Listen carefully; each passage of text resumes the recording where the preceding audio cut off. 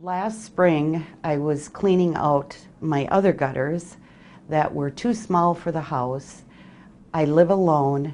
My next door neighbor was holding the ladder for me, and I almost fell down onto the patio, a cement patio, which really startled me.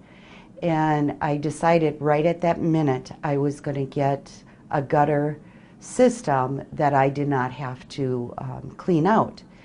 That's when my neighbor recommended the LeafGuard system, and that's when I did the search to find a construction company, and Linda's just kept coming up. That name just kept coming up. So that's why I did that. It has corrected the leakage into my basement, and the best part is this spring I don't have to clean out the gutters.